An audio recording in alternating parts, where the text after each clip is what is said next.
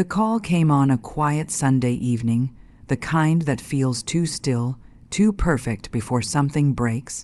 "Elena," my twin sister's voice trembled through the phone. "Can you come over? Please, I need to see you." I hadn't seen Clara in months.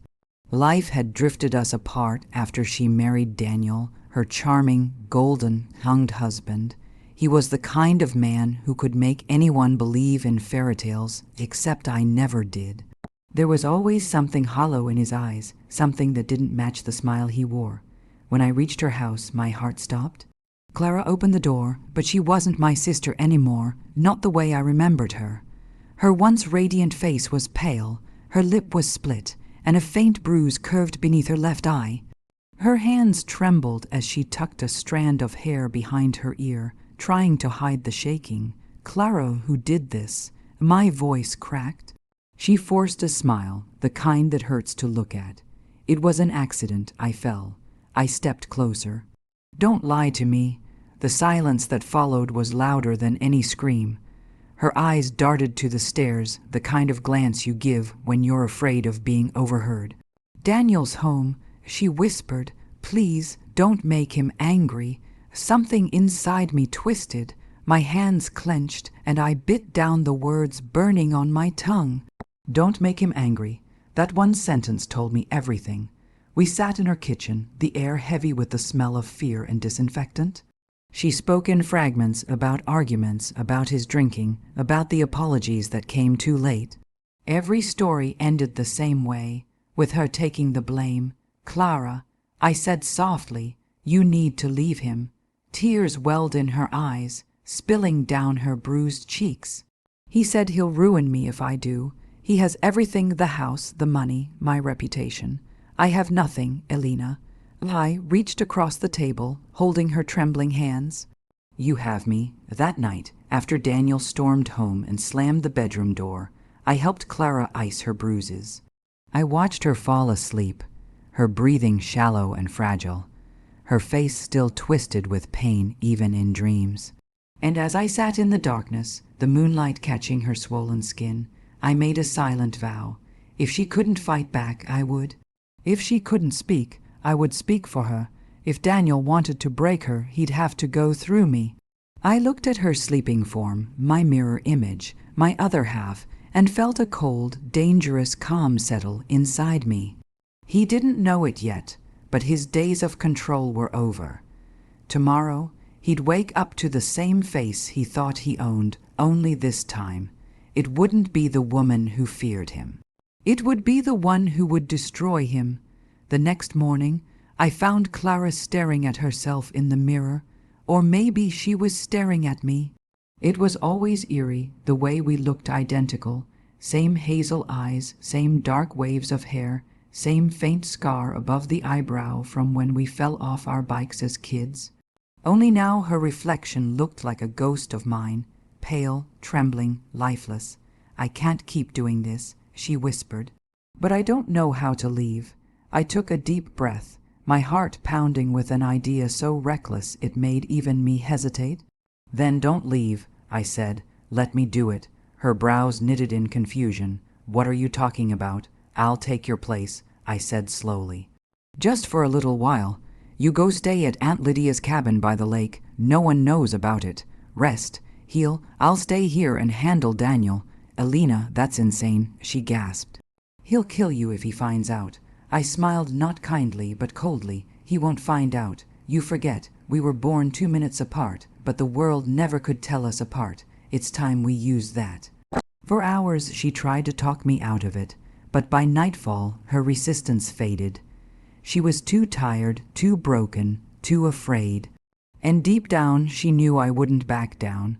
We changed clothes. I slipped into her pale blue dress, the one Daniel liked. I brushed my hair like hers, mimicking her gentle posture, her quiet smile. And when I looked into the mirror beside her, there was no difference left. 2 identical women, one shattered, one burning with fury. Before she left, I held her close. "Don't come back until I say so. Promise me." She nodded, tears sliding down her cheeks. "Be careful, Elena. When the door shut behind her, the air shifted. The silence was sharp, like a blade waiting to be drawn. That night, I sat at her dining table when Daniel came home. His tie hung loose, his eyes already dark with drink. "You didn't make dinner," he barked, throwing his jacket across the couch. I looked up from the chair, calm and cold. "You're capable of using your own hands, Daniel." He froze. His eyes narrowed, confusion flickering across his face. "What did you just say?" I met his gaze. "You heard me." For a moment he looked almost amused. "Careful, Clara. Don't start with your attitude again." But when he stepped closer, something in my stare made him pause. He didn't recognize it, that quiet, unflinching strength. Clara never looked at him like that. He muttered something under his breath and stormed off to his study. I sat there in silence, a cruel smile curling on my lips. It had begun. He didn't know it yet, but the woman sitting in his house wasn't the one he could break. He was living with his own reckoning, and soon I'd make him realize what fear truly felt like. By the third day, Daniel knew something was wrong. He just didn't understand what. He'd grown used to Clara's quiet submission, the soft apologies, the terrified glances. But now Clara was different. I didn't tremble when he shouted. I didn't flinch when he slammed the table. I stared back at him, calm, composed, and unafraid. At first, he thought I was playing some emotional game. "You think ignoring me will work," he'd sneer. "You're nothing without me, Clara." I'd smile faintly, my voice cold as steel. "Funny, that's what small men say when they start losing control." Every day, I chipped away at him, slowly, methodically. I started by changing the passwords on his accounts, rerouting his business emails to his boss, with all his little creative. Accounting exposed. I found his hidden folder of gambling debts, printed every receipt, and mailed them to his company's finance department. Then came the social humiliation. At his precious dinner party, I made sure his colleagues heard about his trouble sleeping and violent mood swings. I watched his face pale as whispers spread. The man who lived on image was starting to crumble. He confronted me later that night, rage pulsing through every word. "What are you doing to me?" he snarled. I sipped my wine and looked at him like he was a bug under glass. "Just returning the favor, Daniel. How does it feel to be small?" He stared, breathing hard, suspicion flickering in his eyes. "You're not acting like yourself. What's gotten into you?" I leaned closer, letting him see the faint smirk tugging my lips. "Maybe you finally broke me, or maybe you created something worse." He didn't sleep that night. I heard him pacing for hours, his paranoia thickening with every step. And I made sure it grew. I'd move things in the house, his watch, his keys, his files, just enough for him to think he was losing his mind. Once I whispered his name from the hallway in the middle of the night, just to hear him gasp awake. By the end of the week, Daniel looked like a man haunted by his own reflection. He began apologizing, soft at first, then desperate. "Clara, I didn't mean it. We can fix this. We can start over." I tilted my head, pretending to consider. "No, Daniel, you can't fix what you destroyed." His confusion turned to fear, and fear turned into panic. He began calling my name louder, like he needed me to save him from the ghost of his own sins. He didn't know yet that I wasn't there to save him. I was there to destroy him. And when he finally broke, when the confident man who once controlled everything started to tremble under his own guilt, I knew my sister's suffering had been avenged piece by piece. Still, the sweetest part of revenge was yet to come, because soon Daniel would learn the truth. The woman standing before him wasn't his wife. She was his judgment. The night it all ended was colder than usual. A storm raged outside, wind lashing against the windows as if nature itself was restless for the truth to come out. Daniel sat in the living room, head buried in his hands. His once perfect posture was gone, replaced by a defeated slump. His hair was unkempt, his eyes bloodshot, and his expensive shirt clung to his body like a cage. He had lost control of everything. His company suspended him after the fraud reports I leaked. His mistress exposed him publicly, and his reputation was torn apart by his own lies. And I had made sure he watched it all burn. When I walked into the room that night, he looked up at me, desperate, hollow. "Clara, what's happening to me? You've changed. You're not the woman I married." I stopped in front of him, staring into his broken eyes. For the first time, I didn't see power there. I saw fear, raw, trembling fear. "You're right," I said quietly. "I'm not the woman you married." He frowned, confusion twisting his face. "What are you talking about?" I smiled, not kindly, but truthfully. "You're right because I'm not Clara." He blinked, shaking his head. "What do you mean you're not Clara? This isn't funny." I leaned close, letting my voice drop to a whisper.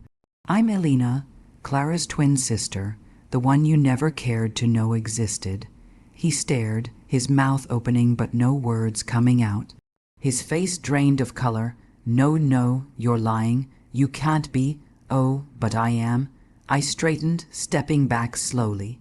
"While you were busy destroying her life, she was somewhere safe, far away from you. And I've been here, Daniel, showing you exactly what it feels like to be powerless." He stumbled to his feet, rage and disbelief colliding inside him. "You tricked me. You ruined me." I tilted my head. "No, Daniel, you ruined yourself. I just made sure the world saw it." He lunged toward me, his face twisted with fury. But before he could reach me, there was a loud knock at the door, followed by the unmistakable echo of police sirens outside. "Daniel Reed." A firm voice called out. "We have a warrant for your arrest for fraud, domestic abuse, and embezzlement. Step away from the woman." He froze, turning pale as the officers entered, their flashlights cutting through the dim room. He stammered, This isn't what it looks like. She's lying." But I'd prepared everything, the recordings, the photos of Clara's bruises, the documents linking him to stolen company funds. The evidence spoke louder than he ever could. As they handcuffed him, he turned toward me, his voice breaking. "You can't do this to me." I met his gaze one last time. "You did this to yourself, Daniel. You just finally met someone who wouldn't stay silent." The door slammed behind him, and for the first time in weeks, the house was silent, peaceful. A moment later, the front door opened again. Clara stood there, her eyes wide, her face soft with healing. "Elena," she whispered, stepping inside. I smiled, tears filling my eyes. "It's over, Clara. He's gone." She collapsed into my arms, trembling, not from fear this time, but from relief. We stood there, two halves of one soul, holding each other as the storm outside began to fade. "You saved me," she murmured. I shook my head, brushing a tear from her cheek. "No, Clara, you saved yourself the moment you asked for help. I just finished the fight you started." Outside, the first rays of dawn broke through the clouds, painting the sky gold. A new day, clean, untainted, free. We walked out of that house together, never looking back. Behind us stood the wreckage of pain and deceit. Ahead lay peace fragile, but ours, and as the morning light touched our faces, I whispered to her, "He thought he could break you, Clara, but he forgot one thing." She looked up at me, eyes glistening. "What's that?" I smiled softly. "You were never alone."